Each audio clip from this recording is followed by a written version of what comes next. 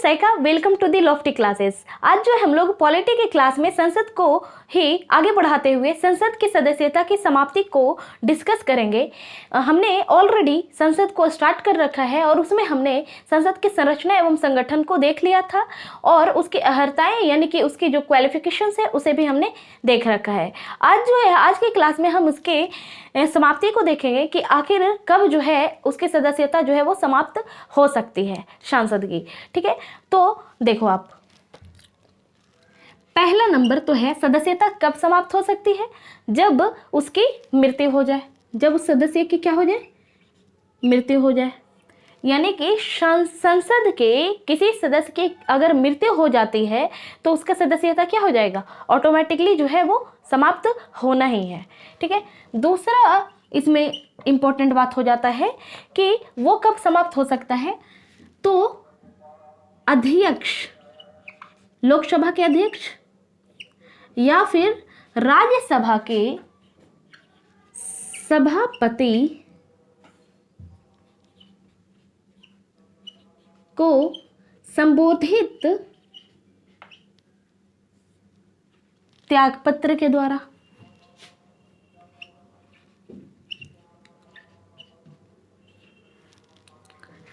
तीसरी सदस्यता समाप्त कब हो सकते हैं, जब निर्वाचन रद्द हो जाए, धांधली होती है और उसमें चीट वगैरह कुछ हो जाता है और आप एलिजिबल भी नहीं होते हैं और किसी तरह से अगर चुन के आप संसद के सदस्य बन जाते हैं और बाद में जब पता लगता है कि ये जो है किसी जो है धांधली से आया है ना, चीट करके यहाँ पे पहुंचा है, तो फिर उसकी सदस्यता समाप्त हो जाती है। निर्वाचन रद्द हो जाता है उस टाइम पे। यदि निर्वाचन रद्द हो जाए, ठीक है, तब इसकी सदस्यता समाप्त हो सकती है। चौथा,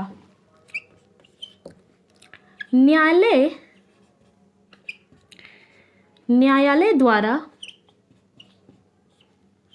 2 वर्ष या उससे अधिक की सजा होने पर जो है सदस्यता रद्द हो जाती है। पांचवा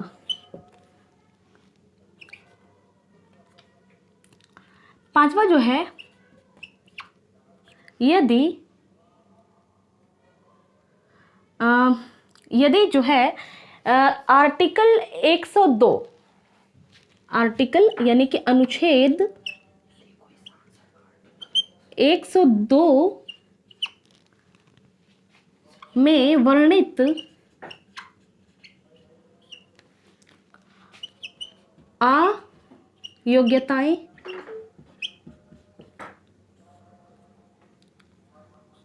अयोग्यताओं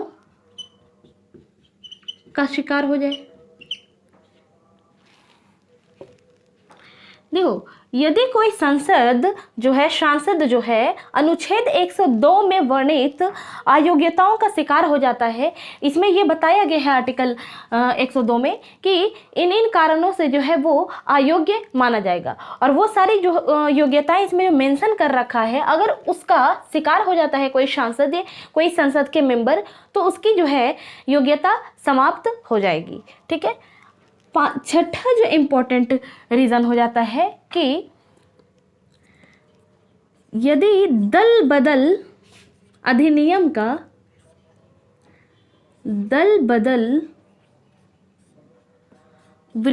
विरोधी अधिनियम का शिकार हो जाता है।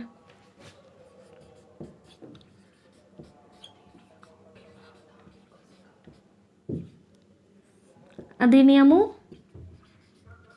के प्रावधानों का शिकार हो जाए। देखो, ये दल बदल अधिनियम यहाँ पर आया, दल बदल विरोधी अधिनियम।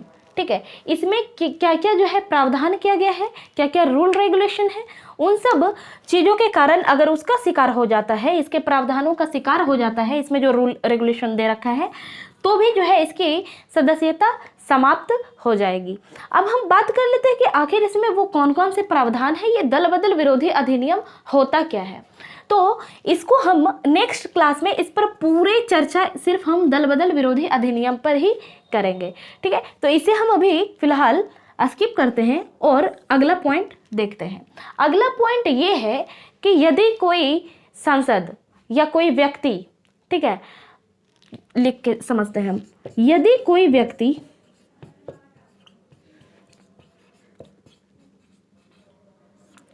व्यक्ति जो है संसद के दोनों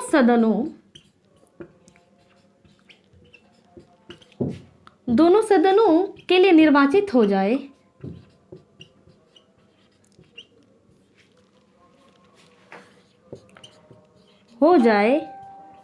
और यदि 10 दिनों के भीतर, कितने दिन, 10 दिनों के भीतर किसी एक सदन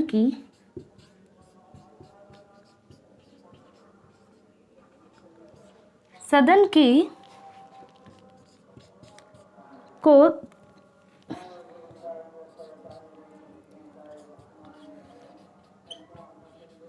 त्यागपत्र नहीं देता है,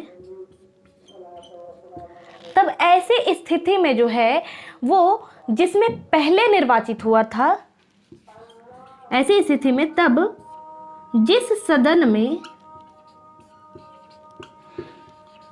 वह पहले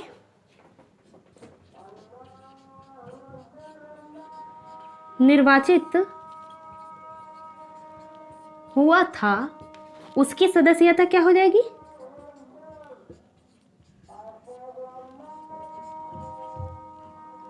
उसकी सदस्यता या उसका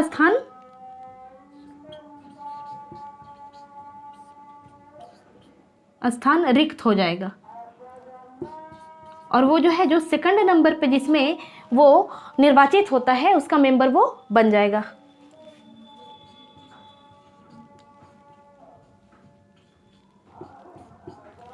और यदि दोनों सदनों में एक ही टाइम पे, एक ही समय में वो निर्वाचित होता है, यदि दोनों सदनों में एक ही समय पर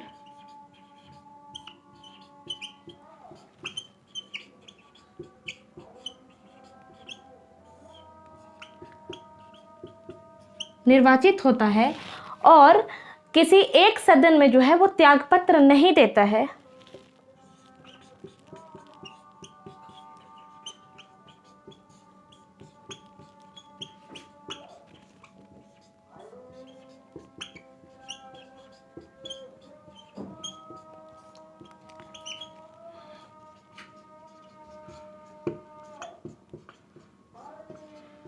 देता है, तब क्या होगा, तब ऐसी स्थिति में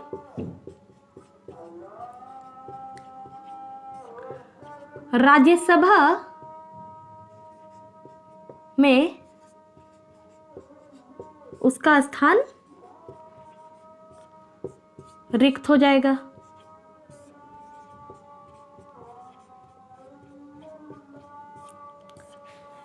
आप इसका स्क्रीनशॉट ले लें या तो फिर आप साथ में जो है अपने नोट्स को तैयार कर सकते हैं। नेक्स्ट पॉइंट हम आगे देखते हैं।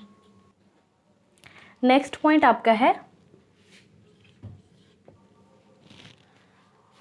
पॉइंट है आपका कि यदि कोई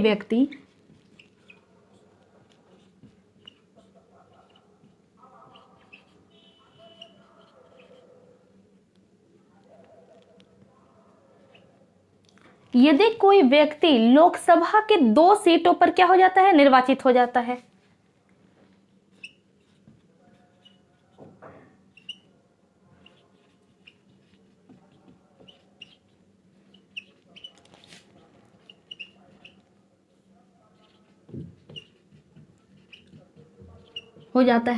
तब ऐसी स्थिति में क्या होगा, यदि वह 14 दिनों के भीतर, 14 डेज के अंदर जो है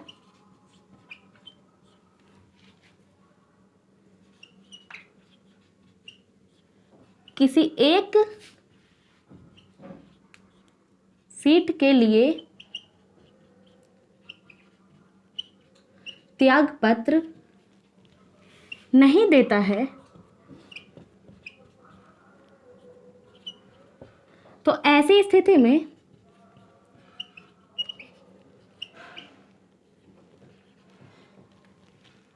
दोनों सीट का स्थान रिक्त हो जाएगा। दोनों सीटों का स्थान क्या हो जाएगा? रिक्त हो जाएगा। इसलिए 14 दिन के अंदर जो है किसी एक से त्यागपत्र एक सीट पर देना पड़ेगा। ठीक है। तो यदि कोई व्यक्ति लोकसभा के 2 सीट पर क्या हो जाता है? निर्वाचित हो जाता है, तो ऐसी स्थिति में उसको 14 दिन के भीतर किसी एक सीट से क्या करना पड़ेगा? त्यागपत्र देना पड़ेगा कि उसे ये सीट नहीं चाहिए। लेकिन अगर वो ऐसा नहीं करता है और 14 दिन बीत जाता है, तब जो है उसकी दोनों सीटों की जो है स्थान रिक्त हो जाएगा, खाली हो जाएगा। ठीक। नेक्स्ट पॉइंट आपका है कि यदि कोई व्यक्ति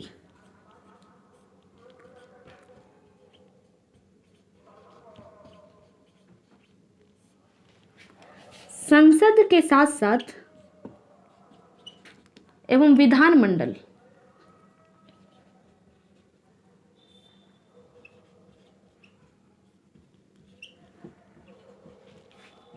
दोनों में निर्वाचित हो जाता है, तब ऐसे स्थिति में क्या होगा? इसे जो है 14 दिन के भीतर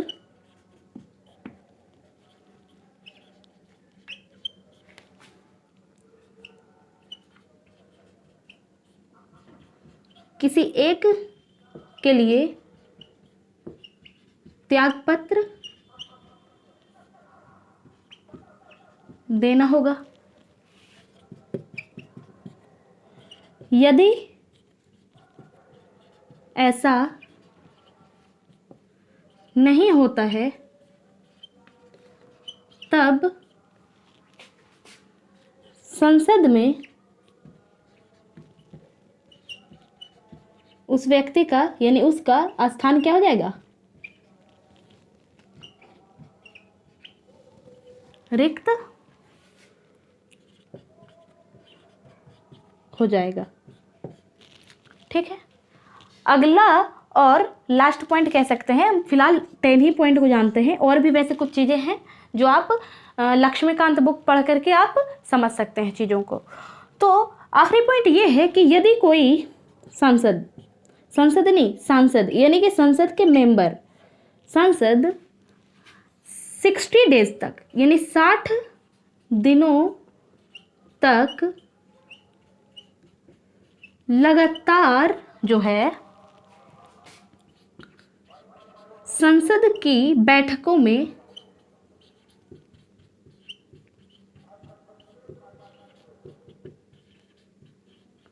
भाग नहीं लेता है या अनुपस्थित रहता है,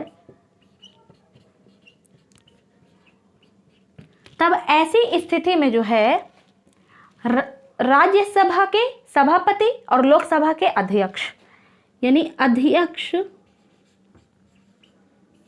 या सभापति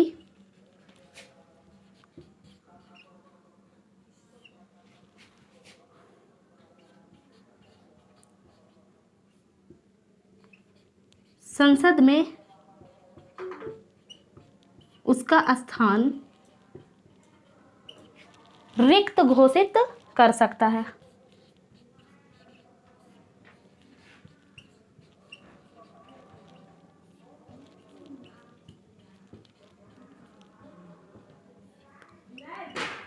लेकिन ऐसा वह तभी करेगा जब 60 दिन तक लगातार वह उपस्थित ना हो। ठीक है। इस तरह से आई होप कि आपको चीज़ें समझ में आई होगी। हाँ, इससे पहले के जो कुछ पॉइंट्स मैंने बताया था, इंक ख़त्म हो जाने के कारण जो है शायद वो जो है ज़्यादा डार्क नहीं दिख रहा होगा, तो उसके लिए मैं सॉरी करती हूँ आपसे। आप हमारी आवाज़ को सुन करके आप नोट डाउन कर लेना। Thank you, thanks for watching.